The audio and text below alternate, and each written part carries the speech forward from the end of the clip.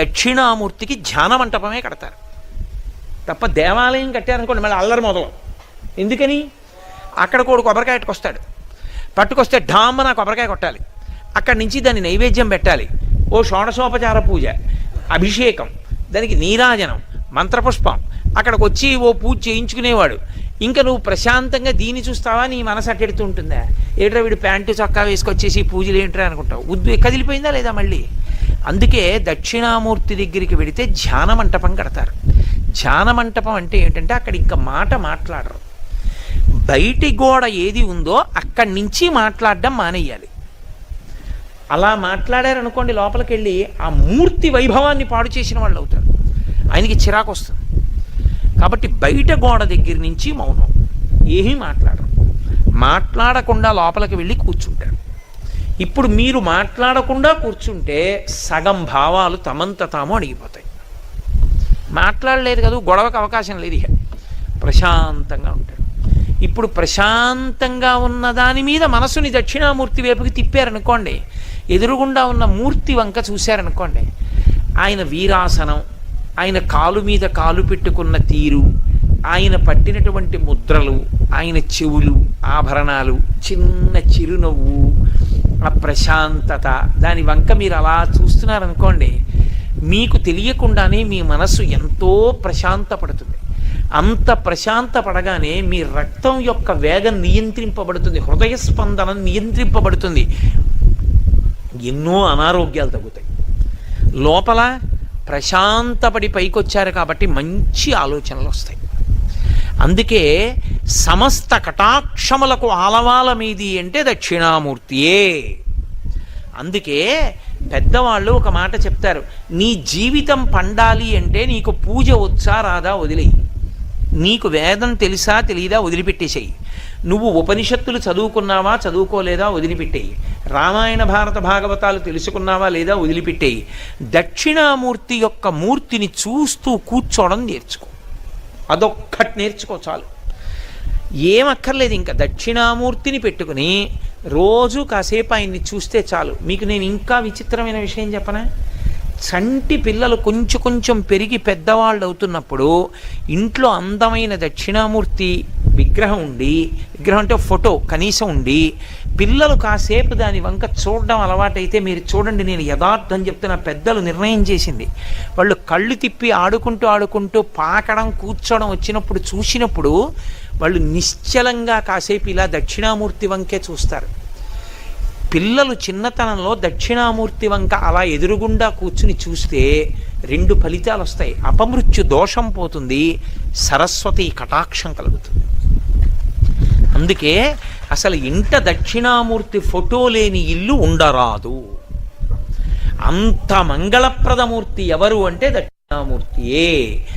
అటువంటి దక్షిణామూర్తి అంతటి వైభవం కలిగినటువంటి స్వామి కనుక ఆయన గురించి చెప్తూ ఏమన్నారంటే, అయ్యా ఆయన మూర్తి స్వరూపంలో లేనివాడు, కానీ ఇవన్నీ నిర్వహిస్తున్నవాణ్ణి చూడాలని నువ్వు తాపత్రయపడ్డావు కనుక నీకు ఎదురుగుండా అలా కనపడుతున్నాడు. ఇప్పుడు ఆయన గురించి చెప్పేటటువంటి శ్లోకం ప్రారంభం చేస్తూనే చిత్రం అంటూ మొదలెట్టారు. అలా శ్లోకం ఎక్కడా ప్రారంభం కాల. ఈశ్వరుడి స్తోత్రం, ఈశ్వరుడికి సంబంధించిన ధ్యాన శ్లోకం, అలా మొదలైన శ్లోకం ఒక్క దక్షిణామూర్తికే ఉంది. చిత్రం అని మొదలెట్టారు. చిత్రం అంటే అబ్బా చాలా ఆశ్చర్యం అని. ఏమిటి ఆశ్చర్యం? ఏమిటి ఆశ్చర్యమో నువ్వు ఆ శ్లోకం అర్థమైతే నీకు తెలుస్తుంది. అప్పుడు నీకు దాన్ని చూడాలని కుతూహలం పుడుతుంది. లోకంలో ఆశ్చర్యం అన్నాను అనుకోండి, నేను మీకు చూడాలనిపిస్తుంది. మీకు తెలుసా, నేను మీకు ఒక విషయం చెప్తాను, మీరు తెల్లబోతారు. నేను ఒక సరోవరం చూశాను. ఆ సరోవరంలో నీళ్లలోంచి ఎప్పుడు అగ్ని జ్వాలలు పైకొస్తూ ఉంటాయి. ఎంత విచిత్రం అంటే, మనం ఒకవేళ ఆ సరోవరంలో స్నానం చేస్తూ అగ్ని జ్వాలల్లోంచి అలా బయటికి వచ్చినా ఒళ్ళు కాలదు. ఎంత ఆశ్చర్యం అని నేను అన్నాను అనుకోండి. నేను వేదిక దిగిపోయాక మీరు ఏమంటారు? ఏమంటే అది ఎక్కడుందండి అని అడుగుతారా అడగరా? ఆశ్చర్యం అని అనగానే చూడాలని కుతూహలం కాదు. అలా ఎందుకు మొదలెట్టారు శ్లోకాన్నంటే, అది ఏమిటో తెలుసుకోవాలని కుతూహలం కలిగితే పనికి మాలిన కుతూహలాల వల్ల పాడైన వాడు ఈ కుతూహలం వల్ల బాగుపడతాడు. ఎందుకంటే లోకంలో అన్నీ చెడ్డవే కావు, కొన్ని మంచి ఉంటాయి.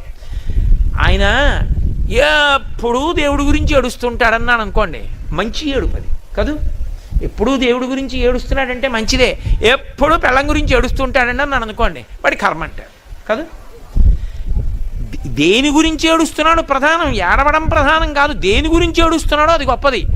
ఎప్పుడు ఏ మంచి పని చేద్దామా అని ఏడుస్తుంటాడండి ఆయన అన్నారు అనుకోండి, మహానుభావుడండి అని దండం పెడతారు. ఎప్పుడు ఎవడది ఏమి తూపోదామా అని ఏడుస్తుంటాడండి అన్నాను అనుకోండి, చీ దుర్మార్గుడు వాడు ఎప్పుడు ఏ సమయంలో బయట కనబడతాడో చెప్పండి అట్టు వెళ్ళనంటారు. అవునా కదా? ఏడవడం కాదు, దేని కొరకు ఏడుస్తున్నాడు గొప్ప. కామం ఉండడం తప్పు కాదు, దేని మీద కామం ఉంది ప్రధానం. కేవలం లౌకిక విషయముల మీద కామం అనుకోండి, ఆయన పూజనీయుడు కాడు. భగవత్కామం అనుకోండి, భగవంతుని యందు కోరికున్నవాడు అనుకోండి, పూజనీయుడు కాదు. కామం తప్పనకూడదు, ఏ కామం అని అడగాలి, అప్పుడు తప్పో ఒప్పో చెప్పాలి. అంతేగాని ఆయనకి విశేషమైన కామం అండి అన్నాను అనుకోండి, చీ దుర్మార్గుడు అనేకూడదు. ఆయనది భగవత్కామం అయితే నువ్వు లెంపలేసుకోవాలి. మళ్ళీ ఎందుకు వచ్చింది, ఏ కామం అని అడగాలి. కాబట్టి కోరిక ఉండడం తప్పు కాదు, ఏడవడం తప్పు కాదు. దేని మీద కోరిక, దేని మీద ఏడుపు, అది తెలుసుకుని చెప్పాలి. చిత్రం, కుతూహలం. చిత్రం అనగానే ఆశ్చర్యం. అబ్బా ఎంత ఆశ్చర్యం అండి అని మొదలైంది శ్లోకం అనగానే మీరు ఇప్పుడు ఏమనాలి? అదొకటే నేను చెప్పా, శ్లోకం వదిలేశాను అనుకోండి. ఏమన్నా బాబు ఆ శ్లోకం చెప్పండి, అది ఏమిటో, అది ఏమిటి చిత్రం, ఏమిటి ఆశ్చర్యం అంటే మనకి లోకంలో పాడవడానికి కారణం ఏమిటంటే ఆశ్చర్యం అన్న మాటే పాడు చేసేయడానికి కారణం. మీరు బాగా గమనించాలి సుమా, నేను వేదాంత సంబంధమైన విషయాన్ని చాలా తేలిక భాషలోకి తర్జుమా చేసి మాట్లాడుతున్నాను. మీరు ఎప్పుడైనా చూడండి, ఇది నీకు అనవసరం అన్నారనుకోండి, అదే తెలుసుకునే ప్రయత్నం చేస్తాడు. లోకంలో పాడైపోవడానికి కారణం అక్కడే ఉంటుంది. ఈ వయసులో నీకు ఇది అనవసరం అని మీరు అన్నారనుకోండి, వాడు అదే తెలుసుకోవాలని చూస్తాడు. ఒరే నీకు ఎప్పుడు ఏది అవసరమో నాకు తెలుసు, అప్పుడు నేను నీకు సమకూరుస్తానన్న తండ్రి మాట విని కుతూహలాన్ని చంపేసుకున్నాడు అనుకోండి. మా నాన్నగారు ఏది చూడమన్నారో, ఏది వినమన్నారో, ఏది చదవమన్నారో, ఏది చెయ్యమన్నారో అదే చేస్తానన్నాడు అనుకోండి, బాగుపడిపోయాడా లేదా? అక్కర్లేని వాటి మీద కుతూహలమే కదా మనిషిని పాడి చేసేది. ఇప్పుడు ఆ కుతూహలాన్ని తిప్పాలి, ఇంకొక వేపుకి తిప్పాలి. దేని వేపుకి తిప్పితే బాగుపడతాడో అటు వేపుకి తిప్పాలి. వీడికి ఎలాగో అలవాటు ఉంది, ఏదైనా ఆశ్చర్యం అంటే ఏమిటండి అది అంటుంటాడు. అందుకని అలా మొదలెట్టారు. ఏమిటండి అది అంటాడేమో, అన్న తర్వాత తెలుసుకుంటాడేమో, తెలుసుకుని చూడ్డానికి ఎడతాడేమో, విడితే బాగుపడతాడు. కాబట్టి చిత్రం ఏమిటి? వటతరోర్మూలే వృద్ధా శిష్యా గురుర్యువా గురోస్తు మౌనం వ్యాఖ్యానం శిష్యాస్తు చిన్న సంశయా. దక్షిణామూర్తి అన్నమాట వాడలేదు, వాడకుండా చెప్తున్నారు శ్లోకం. చిత్రం ఆశ్చర్యం. ఏమిటి ఆశ్చర్యం? వటతరోర్మూలే, ఇది ఆశ్చర్యం. వటతరువు అంటే వట అన్న మాటకు అర్థం ఏంటంటే మర్రి చెట్టు, మర్రి అని. తరువు అంటే చెట్టు, మూలే అంటే దాని మొదట్లో. మర్రి చెట్టు మొదట్లో కూర్చున్నాడు. మర్రి చెట్టు మొదట్లో కూర్చుంటే అంత ఆశ్చర్యం ఏంటి? ఏ మర్రి చెట్టు మొదట్లో కూర్చోరా? మర్రి చెట్టు ఉంటుందా? లేకపోతే దానికి అంత గొప్పగా మాట్లాడడం ఎందుకు? ఋషి మాట్లాడాడు అంటే ఏదో అర్థం ఉంది అని గుర్తు, లేకుండా మాట్లాడడం. ఇన్ని చెట్లుంటే దక్షిణామూర్తి అన్నీ వదిలేసి అశ్వత్థ వృక్షం ఉందిగా, రావి చెట్టు కింద కూర్చోవడం మానేసి మర్రి చెట్టు కింద ఎందుకు కూర్చున్నాడు? దాన్ని జాగ్రత్తగా తెలుసుకోవాలి. వట అన్న మాటకి సంస్కృతంలో అర్థం ఏమిటంటే వటవృక్షము అన్నదానికి ఒక లక్షణం ఉంటుంది. ప్రపంచంలో అన్ని జీవులు కూడా చేతితో నోటితో నీళ్లు తాగుతాయి. చేతులున్నవన్నీ చేతితో పట్టుకు తాగుతాయి, ప్రధానంగా నోటితో తాగుతాయి. కాళ్ళ ద్వారా నీళ్లు తాగేవి ఏవి ఉండవు. కాళ్ళతో నీళ్లు తాగుతుందండి, దాహం వేస్తే నీళ్లలో కాళ్ళెట్టి పీల్చుకునేవి ఉండవు. కింద నుంచి పైకి లాగవు, పైనుంచి కిందకు వదులుతాయి నీటిని. ఒక్క చెట్లు మాత్రం కింద నుంచి పైకి లాగుతాయి, పాదాల్లోంచి నీటిని తలకెక్కించుకుంటాయి, వేళ్లల్లోంచి పైకి కదా ఎక్కుతాయి. అసలు చెట్టే విచిత్రం. సృష్టిలో చెట్టు చాలా విచిత్రం. ఎందుకో తెలుసా? అది పాదాలతో నీళ్లు లాగుతుంది. పాదాలతో నీళ్లు లాగడం ఒక ఎత్తు అయితే ఎక్కడానికి ఉపయోగపడుతుంది. ఎత్తి ఎక్కడానికి ఉపయోగపడేది ఏదంటే లోకంలో తనంత తాను ఏర్పడింది చెట్టు ఒకటే. మీకు ఎప్పుడైనా దూరంగా ఉన్న చూడాలంటే సాధనము తనంత తానేదో తెలుసా? చెట్టే. మీరు అందుకే రామాయణం కానీ భారతం కానీ పరిశీలనం చేస్తే నీళ్ళు ఎక్కడున్నాయిరా అన్నారనుకోండి, చెట్టు ఎక్కి చూడంటారు. రాముడు లక్ష్మణస్వామితో అంటాడు, చెట్టు ఎక్కి చూడు ఎక్కడుందో సరోవరం అంటాడు. చెట్టెక్కితే నీళ్లు కనపడతాయా? కనపడచ్చు, కనపడకపోవచ్చు. దేన్ని బట్టి కనిపెడతారో తెలుసా? చెట్టు పక్షుల కాలవాలం. తడిరెక్కలు కలిగిన పక్షులు వస్తూ ఉంటే దాన్ని బట్టి ఆ దిక్కుగా సరోవరం ఉందని తెలుసుకుంటారు. కాబట్టి చెట్టు ఎక్కడానికి ఉపయోగపడుతుంది. పైకెక్కడానికి ఉపయోగపడే సాధనం ప్రపంచంలో తనంత తాను ఈశ్వర సృష్టిలో వచ్చింది చెట్టు. కింద నుంచి పైకి నీరు లాగుతుంది, అదొక ఎత్తు. వట అన్న శబ్దానికి అర్థం ఏంటంటే ఎంత ఎండలోంచి వచ్చినా నీడనివ్వగలిగినది అయి ఉంటుంది. అలా ఎందుకు ఇస్తుందో తెలుసా? వటవృక్ష ఛాయ ఎందు విశ్రాంతి పొందినాడు అంటారు. బాటసారులందరూ మర్రి చెట్టు దగ్గరికి వెడితే సద్దెన్నపు మూట విప్పుకుని తింటారు. రావి చెట్టు కింద తినరు. ఎందుకో తెలుసా? రావి చెట్టు కింద తినకపోవడానికి ఒక కారణం ఉంది. రావి చెట్టు చప్పుడు ఎక్కువ చేస్తుంది. మీరు ఎప్పుడైనా చూడండి, చిన్న గాలి వేసింది అనుకోండి, మీరు ఏ వేప చెట్టు దగ్గర, కుంకుడి చెట్టు దగ్గర, మామిడి చెట్టు దగ్గర కళ్ళు మూసుకు కూర్చున్నారనుకోండి, గాలి వేస్తే పెద్ద చప్పుడు ఉండదు. రావి చెట్టు దగ్గర కూర్చోండి, తుఫాను వచ్చినట్టు ఉంటుంది. అంత గలగల గలగల కదులుతాయి ఆకులు. మర్రి చెట్టు ఉందనుకోండి, మర్రి చెట్టు ఇచ్చినంత నీడ ఇక ఏ చెట్టు ఇవ్వదు ప్రపంచంలో. ఒక్క మర్రి చెట్టుకే సాధ్యం. కారణం ఏమిటో తెలుసా? తన మూలాన్ని తానే కమ్ముకుంటుంది గుండ్రంగా. అది ఒక్క మర్రి చెట్టుకే శాఖా విస్తరణ. అది మిగిలిన అన్ని చెట్లు కూడా మొదలు నశించిందనుకోండి, ఏ కారణం చేతనైనా కూడా, కొన్ని కొన్ని కారణాలకి మొదళ్ళు పోతాయి చెట్లకి. ఎందుకు పోతాయంటే చెట్టుకి తొర్ర వస్తుంది ముందు. ఆ కాండంలో పెద్ద కాండం అయిన తర్వాత కాండంలో తొర్ర వస్తుంది, తొర్రలో పుచ్చు వస్తుంది, పుచ్చులో విరిగిపోయిన కర్ర మొక్కలన్నీ పడతాయి. ఈ దుర్మార్గులైన వాళ్ళు ఏం చేస్తుంటారంటే తీసుకెళ్ళి తొర్రలోకి తీసుకెళ్ళి కొన్ని వస్తువులు దాస్తూ ఉంటారు. ఏ పని మీదో వెడుతూ ఆ తొర్రలోకి తీసుకెళ్ళి అగ్గిపెట్టి అవి పెడుతూ ఉంటారు. ఎవడో ఒక దుర్మార్గుడు పొరపాటున ఒక నిప్పు రవ్వను అందులో పడేశాడు అనుకోండి తొర్రలో, ఆ చెట్టు పరిస్థితి ఎలా ఉంటుందో తెలుసా? కడుపు నిప్పితో ఊగిపోతూ పైన పెద్దవాళ్లతో మాట్లాడుతున్న వ్యక్తి ఎలా ఉంటాడో అలా ఉంటాడు. అది లోపల కాలిపోతుంటుంది, పైకి పచ్చగా కనపడుతుంది. ఆ తొర్ర కాలిపోయింది అనుకోండి కొన్నాళ్ళకి, ఆ చెట్టు చచ్చిపోతుంది, ఇక నీరు పైకి ఎక్కదు, అందుకని పైన అంతా ఎండిపోతుంది. అలా ఒక మొదలు కాలిపోతే మరణించని ఏకైక చెట్టు మర్రి చెట్టు ఒకటే. మర్రి చెట్టుకు అలా చావు రాదు. ఎందుకో తెలుసా? అది ఆకాశంలోంచి వేళ్ళు దింపుతుంది.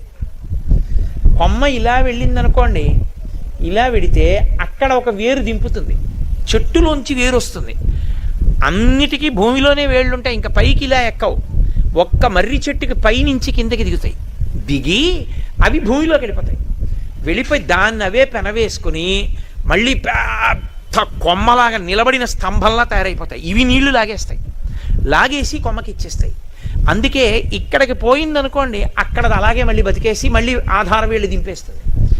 అందుకే ఒకసారి మర్రి చెట్టు పుట్టిందా ఇక ఆ మర్రి చెట్టుకి చావు ఉండదు. రెండు, మర్రి చెట్టు తన చుట్టూ తాను విస్తరించుకుని వెళ్ళిపోతుంది. ఏం బుత్తినే అన్నాడు ఋషి అనుకోకండి. వట తరు అన్న రెండు మాటలు వేశాడు అంటే దానికి అంత గూఢమైనటువంటి అర్థం పెట్టి వేశాడు ఆయన. రెండు, మీరు ఒక మార్గాన్ని నిర్మాణం చేసి దాని పక్కన మర్రి చెట్టు వేశారనుకోండి, కొన్నాళ్ల తర్వాత ఇంకా మార్గాన్ని మూసేస్తుంది. అది మార్గాన్ని మూసే లక్షణం ఉన్న చెట్టు మర్రి చెట్టు. ఎందుకో తెలుసా? అది కొమ్మ అలా వెళ్ళి మార్గం నిర్మాణం చేశాం కదండి, ఒక 6 నెలలు పోయిన తర్వాత మళ్ళీ చక్క వాహనం మీద ఇటు ఎడదాం అనుకున్నారనుకోండి, అది కొమ్మ పెంచి మధ్యలోకి ఊడ దింపుతుంది. ఊడ దింపేస్తే ఊడ భూమిలోకి వెళ్ళిపోయి అడ్డంగా పెరుగుతుంది. అప్పుడు ఇంకా వాహనం వెళ్ళదు. అందుకే మర్రి చెట్టు ఎక్కడుందో అక్కడిక కదలికలు ఉండవు, ఆగిపోతాయి. విపరీతమైన నీడనిస్తుంది. రెండు, దాని మొదలు మీరు చేరలేరు. అందుకే మీరు లోకంలో ఒక మాట విన్నారో లేదో, ఊడల మర్రి రెండు అంటారు. ఊడల మర్రి దగ్గరికి ఎవరు వెళ్ళరు. ఎందుకు వెళ్ళరో తెలుసా? అసలు వెళ్ళడం సాధ్యం కాదు. అసలు ఆ మర్రి చెట్టు చూడడానికి వెడతారండి. అడయార్ మర్రి చెట్టు అని మెడ్రాస్లో ఒకప్పుడు ఆ చెట్టు చూడడానికి వెళ్ళేవారు. అది కొన్ని కిలోమీటర్ల మేర విస్తరిస్తుంది. అంతంత దూరాలు పెరిగిపోతాయి మర్రి చెట్లు. పెరిగిపోతే మీరు దాని దగ్గరికి వెళ్ళే ప్రయత్నం చేశారనుకోండి, ఈలోగా ఏమవుతాయంటే ఆ ఆకులన్నీ రాలి బోల్డ్ అంత ఎత్తు పెరిగిపోయి అందులో పుట్టలు, రకరకాలైన జీవులు అన్నీ పెరిగిపోతాయి. పెరిగిపోతే మీరు ఈ ఊడలన్నీ దాటుకుంటూ వెళ్ళడం చాలా కష్టం. దాని మొదలు దగ్గరికి వెళ్ళరు. అందుకే తన మొదలు దగ్గరికి వేరొకరు రాకుండా తానే చుట్టుకుని అడ్డగలిగినటువంటి చెట్టు మర్రి చెట్టు ప్రపంచంలో. ఇంకో లక్షణం ఏమిటో తెలుసా? మర్రి చెట్టు ఎవ్వరూ పాతరు. మామిడి చెట్టు వేసుకుంటారు, పనస చెట్టు వేసుకుంటారు, నేను మా 4 మర్రి చెట్లు వేసుకుంటాను ఇవ్వండి అని ఎవరు అడగరు. ఎవ్వరూ వేయకపోయినా తనంత తాను పెరిగి తీరుతుంది మర్రి చెట్టు. ఎవ్వరూ వేరు మర్రి విత్తనం. ఇంకొక లక్షణం ఏంటో తెలుసా? వనస్పతి జాతికి చెందినది. సంస్కృతంలో చాలా గొప్ప చెట్టు అని దేవతాంశ కలిగినది అని దేనికి నిర్ణయం చేస్తారంటే అది వనస్పతి జాతికి చెందింది. వనస్పతి అన్న మాట అర్థం ఏంటంటే పువ్వు లేని కాయ వస్తుంది, పువ్వు ఉండదు కాయ వస్తుంది. మర్రికి ఆ లక్షణం ఉంది. మర్రి పూలు ఎక్కడన్నా మీరు చూసారా? మర్రి పూలు ఉండవు, మర్రి కాయలు ఉంటాయి. ఎక్కడ పడుతుందో తెలియదు. శంకరాచార్యుల వారంతటి వారు దీన్నే వాడారు. చిన్న కాయలో ఉన్న చిన్న గింజ పడి అంత పెద్ద చెట్టు అన్ని ఆధార ఊళ్లతో నిర్మించుకుని పైకి లేచిపోతుంది, పెద్దదైపోతుంది. ఎవరు వేయకుండా తనంత తానే పెరుగుతుంది. అది ఒకసారి పెరిగితే దానికి చావు లేదు. ఒక తొర్ర పోయినా, ఒక మొదలు పోయినా వేరొక ఊడ దానికి మొదలు, అది అలా ఉంటుంది. 2, ఇంకా ఆశ్చర్యం ఏంటంటే భూమి మీద కాలెట్టకుండా ప్రయాణం చేయడానికి మర్రి చెట్టు ఆధారం. పూర్వం వెళ్ళేవారు, ఓడలు పట్టుకుని ఊగుతూ వెళ్ళిపోతారు. వెళ్ళిపోతే అది అంతంత దూరం పెడతారు, భూమి తగలదు, తగలకుండా పెడతారు. ఇప్పుడు ఈ లక్షణాలు పరమాత్మకు అన్వయం చెయ్యండి. ఎందుకుంటాడో వటవృక్షం దగ్గర. వట అంటే నీడని బాగా ఇస్తుందని కదా నేను మనవి చేశాను. నీడకి విరుద్ధం ఏమిటి? ఎండ. ఎండ దేనికి గుర్తు? తాపానికి గుర్తు. మనమందరికీ కూడా తాపం ఉంది, మనందరం కూడా ఓ ఎండలో నించున్నాం. ఏమిటా ఎండ? సంసారం. సంసార భ్రమణ పరితాపోపశమనం అంటారు శంకరాచార్యులు వారి శివానంద లహరిలో. సంసారమునందు పరిభ్రమించడమే తాపం. అందుకని శాంతి లేదు. శాంతి అమృతం, సంసారము మృత్యువు. ఈ శాంతికి కారణమైన వాడు అంత నీడనివ్వగలిగిన చెట్టు కిందే ఉండాలి. అందుకే మర్రి చెట్టు కింద ఉంటాడు. అది వటవృక్షానికి దక్షిణామూర్తికి సంబంధం. 2, తన మొదలు చేరడం ఎవరికీ సాధ్యం కాదు, తన కొమ్మలే అడ్డుకుంటాయి. భగవంతుణ్ణి తెలుసుకోవడానికి ఇబ్బంది ఎక్కడొస్తుందంటే భగవత్ సంబంధమైన శాస్త్రం తెలుసుకున్నప్పుడే అలిసిపోతాడు. అమ్మో ఈ ఉపనిషత్తులు ఏమిటి, వేదం ఏమిటి, స్వరూపం ఏమిటి, లక్షణం ఏమిటి, అపరోక్షానుభూతి ఏమిటి, పరోక్షానుభూతి ఏమిటి, ఇవన్నీ ఎప్పటికి తెలుస్తాయి, ఎప్పుడు అనుష్ఠానం చేస్తాం, ఎప్పుడు తెలుసుకుంటామని బడలిపోయా అబ్బా అనిపిస్తుంది. పరమేశ్వరుణ్ణి చేరడానికి పరమేశ్వరుడికి సంబంధించిన శాస్త్రాలే బడలిపోయేటట్టు చేసినట్టు మర్రి చెట్టు మొదలు చేరడానికి మర్రి ఊడలే అడ్డొస్తాయి. దారులు మూస్తుంది మర్రి చెట్టు. అటు ఇటు తిరగడాన్ని, పరిభ్రమణాన్ని ఆప్ చేస్తుంది మర్రి చెట్టు. ఈశ్వరుడి వైపుకి నడుపుతుంది. అది ఎవ్వరూ వెయ్యరు, భగవంతుణ్ణి ఎవ్వరూ కనరు. ఆయన స్వయంభూ. మర్రి చెట్టు స్వయంభూ. జీవము ఆయన యందు శాశ్వతము. అందుకే మీకు సృష్టి మొత్తం మీద ఎక్కడా లేదు. మీరు కావాలంటే బోటనీ చదువుకున్న వాళ్ళని ఎవరినన్నా అడగండి, జీవశాస్త్రం చదివిన వాళ్ళని చెప్తారు. అత్యంత నునుపైన ఆకు ప్రపంచంలో ఏదో తెలుసా? ఒక్క మర్రాకి. మర్రాకంత నునుపుగా ఏదీ ఉండదు. మీరు ఎంత మృదువైన ఆకవనివ్వండి, ఎండిపోతే గుచ్చుకుంటుంది. మీరు ఎందుకు తోరణం కట్టండి, బాగా ఎండిపోయిన తర్వాత మామిడాకు ఇలా వెడుతుంటే ఇక్కడ గుచ్చుకుంది అనుకోండి, ఏదో చిన్న సూది పెట్టి గుచ్చినట్టు ఉంటుంది. ఎండిపోతే గుచ్చుకుంటాయి. ఎండిపోయిన మర్రాకుని పట్టుకుని మీరు ఇలా అని చూడండి, ఎంత నున్నగా ఉంటుందో. ఇంకా విచిత్రం చెప్పనా? ఎండిపోయిన మర్రాకు తీసుకుని నీళ్లు చల్లండి, కాసేపటికి ఆకుపచ్చగా అయిపోతుంది. జీవాన్ని అంత నిలబెట్టుకుంటుంది. పరమేశ్వరుణ్ణి మీరు ఎన్ని రకాలైనటువంటి వేద విరుద్ధమైన విశ్వాసములో ప్రచారం చేయనివ్వండి, సనాతన ధర్మము చేత ప్రతిపాదింపబడినటువంటి పరమాత్మ స్వరూపము ఎండినట్టు కనపడుతుందేమో కానీ శంకరుల వంటి మహాపురుషులు వచ్చి నీళ్లు జల్లితే చిగురిస్తుంది. దానికి మరణం లేదు, అది పరబ్రహ్మము. పరబ్రహ్మానికి మారు పేరు మర్రి చెట్టు. అందుకే వటవృక్షము యొక్క నీడన విశ్రాంతి పొందాడంటారు. పరమేశ్వరుని యొక్క పాదముల దగ్గర ఎవడైనా విశ్రాంతి పొందుతాడు. ఆ చెట్టు దగ్గరికి ఎడితే చాలు చల్లతనం. లోకంలో పరమేశ్వరుడికి పర్యాయపదం ఏది అంటే చెట్టు ఒక్కటే. ఎందుకో తెలుసా? రామాయణం అంతటి దాంట్లో లక్ష్మణస్వామి ఒక మాట చెప్తారు. నివాసవృక్ష సాధూనాం ఆపన్నానాం పరాగతి ఆర్తానాం సంశ్రయశ్చైవ యశశ్చైకభాజనం అంటారు. భయం నుంచి రక్షించేది చుట్టుపక్కల ఎవరూ లేనప్పుడు చెట్టు ఒక్కటే. ఎక్కడో పెద్ద పులి అరిచింది, ఎవరు లేరు పక్కన, చెట్టు ఎక్కేస్తాడు అంతే. చెట్టు ఎక్కేస్తాడు, సుఖపడిపోతాడు. రెండు, ఏమీ దొరకలేదు, చెట్టుకు కాసిన కాయే ఆధారం, తింటాడు. ఎండ, చెట్టు మొదలే విశ్రాంతి, చల్లగా ఉంటుంది, పడుకుంటాడు. అసలు మర్రి చెట్టు చాలా విచిత్రం. ఎంత చల్లతనాన్ని ఇస్తుందో అంత రక్షణ కూడా ఇస్తుంది. దీని గురించి పెద్దలు ఒక మాట చెప్తుంటారు. వెనకటికి ఓ పెద్ద గణిత శాస్త్రవేత్త ఒక ఆయన అరణ్య మార్గంలో వెడుతున్నాడు. వెడుతూ ఓ మర్రి చెట్టు దగ్గరికి వెళ్ళాడు. చాలా చల్లతనం కాదు, కొమ్మలు ఇలా పెరుగుతాయి. పెరగడంలో పడుకున్నాడు. పడుకుని పైకి చూశాడు, ఇంత మర్రికాయ కనపడింది. ఇలా పక్కకి చూశాడు, గుమ్మడి పాదోడి కనపడింది. భగవంతుడు సర్వజ్ఞుడు అంటారు, కానీ ఆయనకి మ్యాథమెటిక్స్లో లా ఆఫ్ ప్రపోర్షన్స్ తెలియక ఇంత సన్నటి గుమ్మడి తీగకి ఇంత కాయ ఇట్టాడు, ఇంత పెద్ద మర్రి చెట్టుకి ఇంత కాయ ఇట్టాడు. ఆ గుమ్మడికాయ దీనికి ఉండాలి, మర్రికాయ దానికి ఉండాలి. తప్పు, భగవంతుడికి సిద్ధాంతం తెలియదు అని పడుకున్నాడు.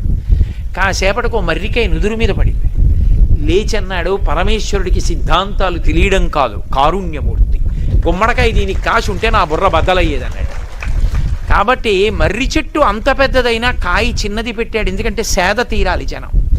చెట్టుకొక్కదానికే ఒక లక్షణం, ఎవరొచ్చి తన దగ్గర కూర్చున్నా మీరెవరని కానీ, మీరు పుణ్యం చేశారా, పాపం చేశారా, మీరు ఇన్కమ్ ట్యాక్స్ కడుతున్నారా, మీకు ఆదాయం ఎంత, మీరు ధనికుడా, పేద, స్త్రీయా, పురుషుడా, పండితుడా, పామరడా, కులమా, మతమా, వర్ణమా, వర్గమా, ఏమీ అక్కర్లేదు, నీడనిచ్చేస్తుంది. మీరు వెళ్ళాలి, నీడనిస్తుంది. తాను వచ్చి నీడనివ్వదు. అయ్యో ఎండలో ఎలా ఉన్నాడో అని తను రాదు, మీరు వెళ్ళారా నీడనిస్తుంది. మీరెవరో దానికి అనవసరం. కుక్క, పిల్ల, పామ అనవసరం, నీడనిస్తుంది. నివాస వృక్ష సాధూనాం ఆపన్నానాం పరాగతి. పరమేశ్వరుడంతే.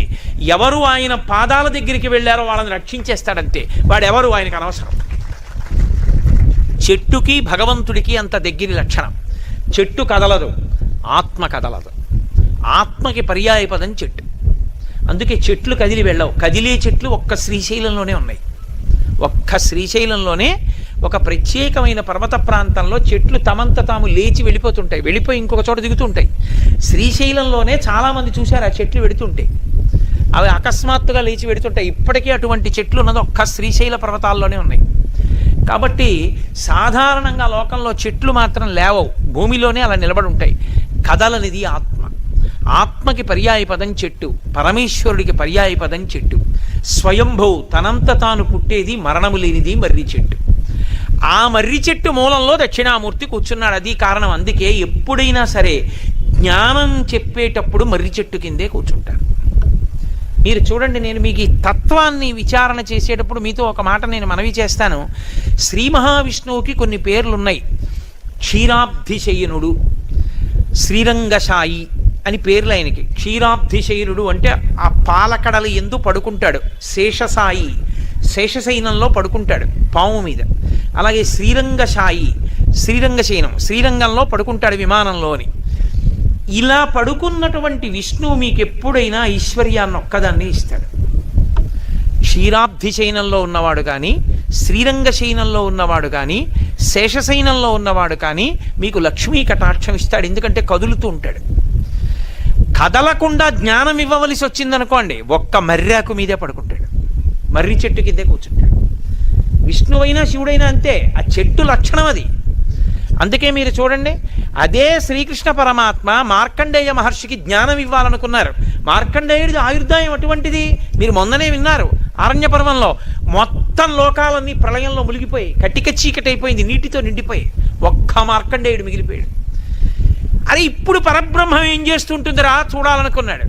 అక్కడే కనపడ్డాడు. ఓ మర్రా కోటి తేలుతోంది నీళ్ల మీద, దాని మీద పడుకుని ఉన్నాడు కృష్ణ భగవానుడు. కరారవిందేన పదారవిందం ముఖారవిందే వినివేశయంతం వటస్య పత్రస్య పుటేశయానం బాలం ముకుందం మనసా స్మరామి. అక్కడ ఇంకా కృష్ణ అనరు, ముకుందం, మోక్షాన్ని ఇచ్చేవాడు, జ్ఞానప్రదాతగా ఉంటాడు. ఆ కాలి వేలు తీసి నోట్లో పెట్టుకుని చీకుతూ పడుకుని ఉన్నాడు. పెద్ద మర్రి చెట్టు ఒకటి కనపడింది. అరే అంతా నీటితో నిండిపోతే మర్రి చెట్టు ఒక్కటి ఉంది, ఆకు మీది పిల్లాడు పడుకున్నాడు. అని మార్కండేయ మహర్షి అక్కడికి వెళ్ళి నిలబడి, ఎవరు నువ్వు, ఈ లోకమంతా ప్రళయంలో ఉంటే ఇక్కడ ఒక్కడివి ఎలా ఉన్నావు అన్నాడు. ఆయన కళ్ళు విప్పి దా లోపలికి వెళ్ళన్నాడు. ఆ పిల్లాళ్ళలోకి వెళ్ళాడు మార్కండేయ మహర్షి. ఆ లోపల దర్శనమైంది. లోకాలన్నిటినీ తన బొజ్జలో పెట్టుకు పడుకున్నాడు. అప్పుడు జ్ఞానం ఇచ్చి చెప్పాడు, ఎలా వస్తుందో, సృష్టి ఎలా వస్తుందో, ఎక్కడికి వెళ్ళిపోతుందో, లయం ఎలా అయిపోతుందో, తాను ఎలా ఉంటాడో, తన స్వరూపం ఏమిటో బోధ చేశాడు. జ్ఞానం ఇవ్వవలసి వస్తే అది శివుడా విష్ణువా వదిలేయండి, మర్రి చెట్టునే ప్రధానం చేసుకుంటారు. కారణం ఒక్కటే, మర్రి చెట్టు స్వయంభూ ఈశ్వర స్వరూపం. అందుకే ఇప్పటికీ పెద్దలకి కొంతమందికి అలవాటు ఉంటుంది, రహదారి మీద వెళ్ళిపోతుంటే పెద్ద మర్రి చెట్టు కనపడింది అనుకోండి, దిగి చెప్పులు ఇప్పి నమస్కారం చేస్తారు.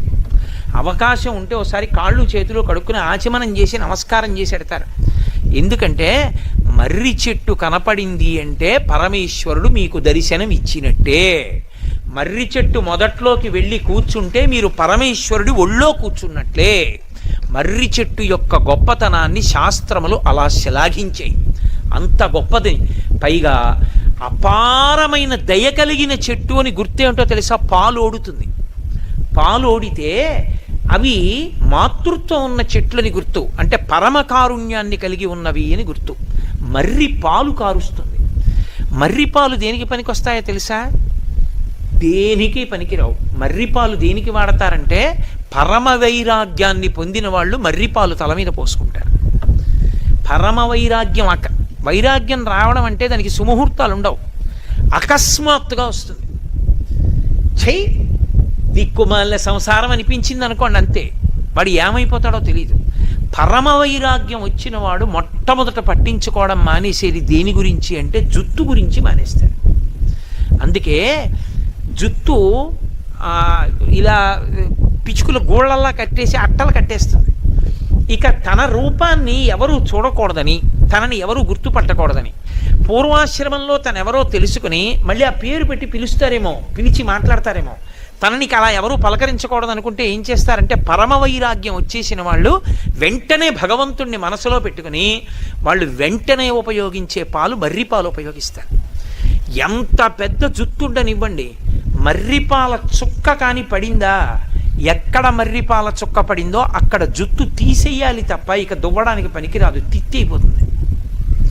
అందుకే శ్రీరామాయణంలో రామచంద్రమూర్తి అరణ్యవాసానికి బయలుదేరి వెళ్ళిపోయే ముందు లక్ష్మణస్వామిని పిలిచి మర్రిపాలు పట్టరారా అన్నాడు. అంటే మర్రి చెట్టు దగ్గరికి వెళ్ళి పాలు పట్టుకొచ్చాడు. నా తల మీద పోయి అన్నాడు. ఏడిచాడు లక్ష్మణుడు. నిన్ను మూర్ధాభిషిక్తుణ్ణి చేస్తాం, యవరాజ్య పట్టాభిషేకం చేసుకుంటాం అనుకున్నాం, నీ తల మీద అన్నయ్య నేను మర్రిపాలు పోస్తున్నాను అన్నయ్య అన్నాడు. పొయ్యరా అన్నాడు. ఆ మర్రిపాలు పోస్తే ఆ మర్రిపాలతో అట్టలు కట్టేట్టుగా తలని కుదురు కట్టేసుకున్నాడు. అంటే తండ్రి మాటని నిలబెట్టడానికి అంత దృఢదీక్షతో అరణ్యవాసం చేశాడు. అంత గొప్ప కేశపాశ ఉన్నటువంటి రామచంద్ర ప్రభు. కాబట్టి మర్రిపాలు పరమ వైరాగ్యానికి గుర్తు. అందుకే లోకంలో మర్రి చెట్టు లాంటి చెట్టు ఇంకా లేదు. మర్రి చెట్టు అంత దైవ సంబంధమే.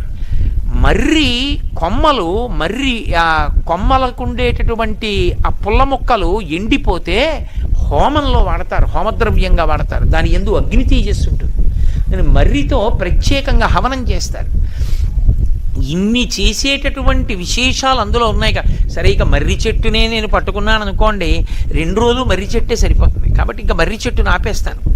కాబట్టి చిత్రం వటతరోర్మూలే, అదిగో అటువంటి మర్రి చెట్టు మొదట్లో కూర్చున్నాడయా, ఏం ఆశ్చర్యం, ఏమీ ఆశ్చర్యం అంటే మర్రి చెట్టు మొదట్లో కూర్చున్నాడండి అంటే ఏమంటే ఇంకో చోట కూర్చో, అక్కడ దాకా వచ్చాక కాళ్ళు ఎప్పెట్టాయా అని కాదు. మర్రి చెట్టే ఈశ్వరుడు, ఈశ్వరుడే మర్రి చెట్టు. మర్రి చెట్టు నీడన ఇంకొక చెట్టు పుట్టదు, ఎందుకంటే అది పెరగనివదిహ. ఒకసారి భగవంతుణ్ణి తెలుసుకోవడానికి జ్ఞానం పనికొచ్చిన తరువాత ఇంకొక జ్ఞానం అన్నది అవసరం లేదు. జ్ఞానము అంటే ఏది అంటే భగవంతుని తెలుసుకొనుట. భగవంతుని తెలుసుకోవడానికి పనికొచ్చిన చదువే చదువు, మిగిలిన చదువులు పనికి మాలిన చదువులు. కుక్షింభరత్వము, కడుపు నింపుకోవడానికి, బయట విభూతులు పొందడానికి, సన్మానాలు సత్కారాలు గౌరవాలు పొందడానికి పనికొస్తాయి. ఒక్క భగవంతుణ్ణి తెలుసుకోవడానికి పనికొచ్చిన చదువు, ఇక తాను పుట్టవలసిన అవసరం లేకుండా చెయ్యగలిగిన చదువు. అందుకే ప్రహ్లాదుడు చదివించిరి ననుగురువులు చదివితి ధర్మార్థముఖ్య శస్త్రంబులునే చదివినవి కలవు పెక్కులు చదువులలో మర్మమెల్ల చదివితి తండ్రి అన్నాడు. చదువులలో మర్మమెల్ల చదివితి తండ్రి అంటే విద్, వేదం చదువుకున్నాడండి అంటారు. వేదం చదువుకుంటే గౌరవం ఎందుకు ఇస్తారంటే వేదము అన్నది విద్ అన్న ధాతువులంత వచ్చింది. విద్ అంటే తెలుసుకొనుట. ఏది తెలుసుకోవడానికి వేదం సాధనమో అది చదువుకున్నాడు. అది అదృష్టం, అందుకు నమస్కారం. కాబట్టి పరమేశ్వరుణ్ణి తెలుసుకోవడానికి ఇంకొక సాధనం లేదు, పరమేశ్వరుడే సాధనం. భగవంతుణ్ణి తెలుసుకోవడానికి నేను ఏవేవో చేశాననుకోండి, అవేమీ నన్ను భగవంతుణ్ణి తెలుసుకునేటట్టు చెయ్యవు. దాని చేత ప్రీతి పొందిన పరమేశ్వరుడు ఆయన నాకు తెలియడానికి అవకాశం ఇస్తాడు. దేవీ శృతిం భగవతీం ప్రథమే పుమాంసః తత్సద్గుణౌఘ మణికోశ గృహం గృణంతి తద్వారపాటన పటూని చ ఇతిహాస సంతస్వర పరపురాణి పురస్సరాణి అంటారు పరాశర భట్టలు శ్రీగుణరత్న కోశం చేస్తూ. అమ్మా, ఈ పురాణాలు కానీ, వేదాలు కానీ, శృతులు కానీ, స్మృతులు కానీ, ఈ కావ్యాలు కానీ, ఇవన్నీ ఏమిటంటే భగవంతుడు ఎక్కడున్నాడో చెప్తాయి. ఎక్కడున్నాడో చెప్తాయి తప్ప భగవంతుడి దర్శనాన్ని చేయించలేవు. భగవంతుడి దర్శనం ఎవరు చేయిస్తారు? ప్రీతి పొందిన భగవంతుడు చేయిస్తాడు. నేను భక్తితో బతుకుతున్నాను అనుకోండి, నా భక్తికి మెచ్చిన పరమేశ్వరుడు ఒకనాడు నాకు కనపడాలి, ఆయన జ్ఞానం ఇవ్వాలి. ఆయనే ఓరి పిచ్చాడా ఇక్కడే ఉన్నాను రా అని నాకు అనుభవంలోకి తేవాలి తప్ప అప్పటి వరకు నేనేమనుకుంటాను, ఎక్కడో ఉన్నాడంటాను. అందుకే దూరంగా ఉన్నవి చూడ్డానికి చెట్టు ఎక్కుతారు. ఎక్కడానికి పనికొస్తుంది చెట్టు అంటే? మిగిలిన ప్రాణులన్నీ వెన్నుపాము అడ్డంగా పుడతాయి, మనుష్యుడు ఒక్కడే నిలువు వెన్నుపాముతో పుడతాడంటే ఊర్ధ్వముఖ చలనం చెయ్యాలి, పైకెక్కాలి. అందుకే ఈశ్వరుల దేవాలయాలన్నీ స్వయంభూ దేవాలయాలు కొండల మీద ఉంటాయి. ఎందుకంటే ఎక్కాలి నువ్వు జీవితంలో, పైకెక్కితే తప్ప ఈశ్వర దర్శనం అవదు, ఊర్ధ్వముఖ చలనం చెయ్యాలి. ఆ ఊర్ధ్వముఖ చలనం చేయడానికి పైకెక్కడానికి చెట్టు ఆధారం. చెట్టు ఎక్కితే దూరంగా ఉన్నది కనపడుతోంది, దూరంగా ఉన్న కనపడింది ఏమవుతుంది? నీ తృప్తి కలగాలంటే దూరంగా ఉన్నది నువ్వైపోవాలి. ఇప్పుడు నాకు దాహంగా ఉందండి, నేను అలా వెళ్ళిపోతున్నాను, సరోవరం కనపడింది, నా దాహం తీరిపోతుందా? నీళ్లు తీసుకుని పక్కన పట్టుకుని పెద్ద పెద్ద అరుపులు వినపడుతున్నాయి, క్రూర మృగాలు, బాబాయ్ కొంచెం దూరంగా వెళ్ళి తాగుదామని వెళ్ళిపోతున్నాను, నా దాహం తీరుతుందా? తీరదు. ఈ నీళ్లు తాగేశాను కాస్త దూరం వెళ్ళి. ఇప్పుడు సరోవరంలో ఉన్న నీళ్లు నా చేతిలో ఉన్న నీళ్లు నేనైపోయాయి. ఇప్పుడు ఏమైపోయింది? దాహం తీరిపోయింది. నా నీళ్లుగా ఉన్నంతసేపు దాహం పోలేదు, ఆ నీళ్లు నేనైపోయినప్పుడు దాహం పోయింది. అలా దూరంగా ఉన్నవి నేనైనప్పుడు దాహం పోయినట్టే ఆ దాహార్తిని అంటే సంసార భ్రమణ పరితాపోపశమనాన్ని కల్పించగలిగింది ఎప్పుడు అంటే కేవలముగా భగవంతుడు అనుభవంలోకి వచ్చినప్పుడు. అలా ఇవ్వగలిగినది చెట్టు, ఆ చెట్టే ఈశ్వరుడు. అందుకే మీరు చూడండి, ఈశ్వరుణ్ణి కట్టడానికి, ఈశ్వరుణ్ణి పట్టడానికి, ఈశ్వరుణ్ణి తెలుసుకోవడానికి ఈశ్వరుడే సాధనం అవుతాడు మీకు. అందుకే లోకంలో కొన్నిటినే సాధనంగా చెప్తారు. చెట్టు ఉందనుకోండి, చెట్టు ఎక్కడానికి సాధనాలు ఉండవు, చెట్టే సాధనం. నేను ఇచ్చిన తెచ్చుకున్నానండి అనడానికి కుదరదు. అడవిలో వెళ్ళేటప్పుడు నిచ్చినట్టు వెళ్తాయంటే చెట్టు ఎక్కడానికి ఎవరు సాధనం? చెట్టే. చెట్టుకే బొడిపు ఉంటుంది, ఆ బొడి పట్టుకుంటాడు. చిన్న కన్నం ఉంటుంది, లేకపోతే ఆ బెరళ్ళ మధ్యలో వేళ్ళు వేసుకుంటాడు, కొమ్మలు అట్టుకుంటాడు. ఆ కొమ్మల మించి అలా కొమ్మ కొమ్మ కొమ్మ పట్టుకుంటూ పైకెక్కుతాడు. చెట్టు ఎక్కడానికి చెట్టు సాధనం. అలా ఈశ్వరుణ్ణి పట్టుకోవడానికి ఈశ్వరుడు సాధనం. మీకు లోకంలో అటువంటివి పూజనీయాలు. అందుకే ఏనుగు చూడండి, ఏనుగు మీద ఎక్కడానికి ఏనుగే సాధనం. మీరు గురువాయూరు వెళ్ళి చూస్తే ఏనుగు ఎక్కేవాళ్ళు స్టూల్ తెచ్చుకుని దాని మీద ఎక్కెక్కరు, ఏనుగే కాలు చాపుతుంది వాళ్ళు రాగానే. ఒక్కసారి దాని చెవి పట్టుకుని ఆ కాలెత్తి దాని కాలి ఆ మడమలో ఆ సంధి భాగంలో వేసి ఒక్క దూకి పైకెక్కి ఎగిరి ఆ కుంభస్థలం మీద కూర్చుంటాడు. ఏనుగు ఎక్కడానికి ఏనుగు కాలు సాధనం, ఏనుగుని పట్టడానికి ఏనుగే సాధనం. ఏనుగుని కట్టడానికి నిజానికి ఎవడి శక్తి చాలదు, ఏనుగు తానే లొంగుతుంది. కాలు ఇలా పెట్టి ఆ గొలుసు తన తొండంతో తీసి మావటికి ఇస్తే దాని కాలుకి చుట్టేస్తాడు. ఏనుగుని పట్టడానికి సాధనాన్ని ఏనుగే అందించినట్టు, ఏనుగుని ఎక్కడానికి ఏనుగే తన కాలిచ్చినట్టు, పరమేశ్వరుణ్ణి తెలుసుకోవడానికి పరమేశ్వరుడే తన పాదం చాపుతాడు భక్తితో కూడిన క్రియ వలన. చెట్టెక్కడానికి చెట్టు సాధనమైనట్టు ఈశ్వరుణ్ణి తెలుసుకోవడానికి ఈశ్వరుడే సాధనమవుతాడు. ఇన్నిటికీ తార్కాణం ఆ మర్రి చెట్టు. అందుకే ఆ మర్రి చెట్టుని చూస్తే ఓ నమస్కారం.